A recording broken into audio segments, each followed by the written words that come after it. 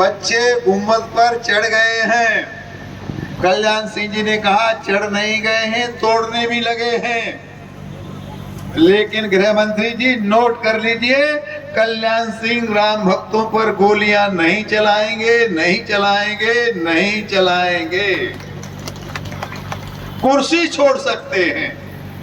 भाई और बहनों, हम उस पार्टी के सदस्य हैं जिन्होंने अपने आदर्श प्रभु श्री राम के मंदिर के लिए मुख्यमंत्री की कुर्सी में लात मार दी, लेकिन एक भी राम भक्त को खरोंच नहीं आने दी। जय श्री राम, जय श्री राम। अब आप सामने देख लो, मेरे सामने कौन लड़ रहा है। एक वो पार्टी है जिसने राम भक्तों की हत्या की है, और एक वो पार्टी है सौगंध राम की खाते मंदिर वही बना दिया कि नहीं बना दिया।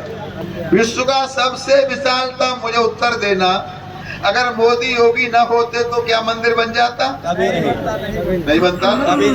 इसलिए मोदी और योगी साधारण से व्यक्ति नहीं है, ये अवतारी पुरुष हैं। ये देश का कल्याण करने के लिए, हमारा आपका कल्याण करने के लिए और धर्म की स्थापना करने के लिए देश में आए हैं। इन्हें संभाल के रखना ये हमारा आपका कर्तव्य बनता। अब मैं कुछ और बिंदु छेड़ता हूँ।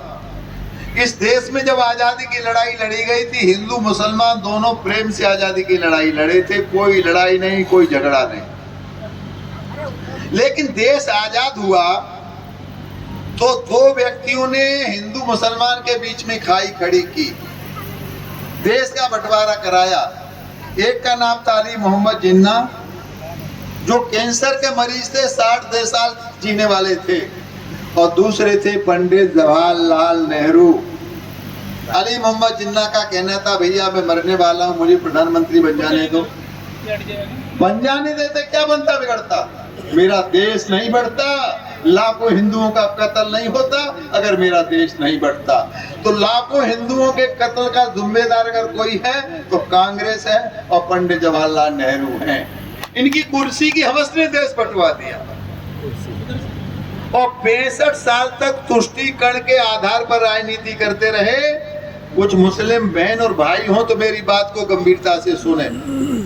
क्या डराते रहे, बीजेपी रोको, आ जाएगी तुम्हें खा जाएगी, आ जाएगी तुम्हें निकाल देगी, बड़ी खतरनाक है बीजेपी, सांप्रदायिक पार्टी है बीजेपी, रोको रोको बीजेपी को रोको।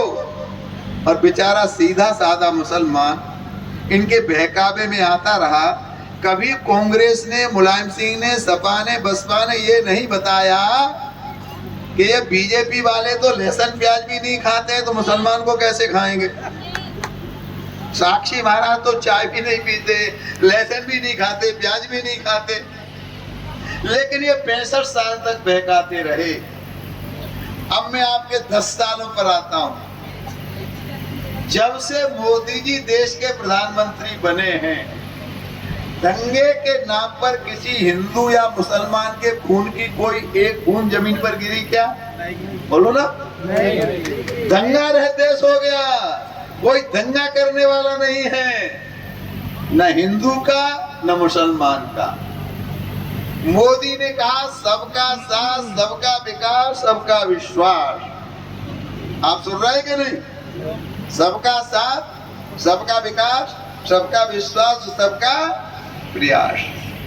मैं आप सबसे और पत्रकार बंधुओं से एक निवेदन करना चाहता हूं, अगर मोदी ने शौचालय हिंदू को दिया तो मुसलमान को भी दिया।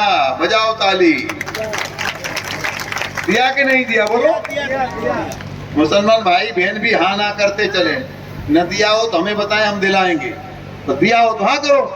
मोदी जी ने शौचालय हिंदू को दिया तो मुसलमान को भी दिया, आवास हिंदू को दिया तो मुसलमान को भी दिया, और रसोई का भी दिया। आप एक योजना बता दो जो केवल हिंदू के लिए और मुसलमान के लिए ना हो।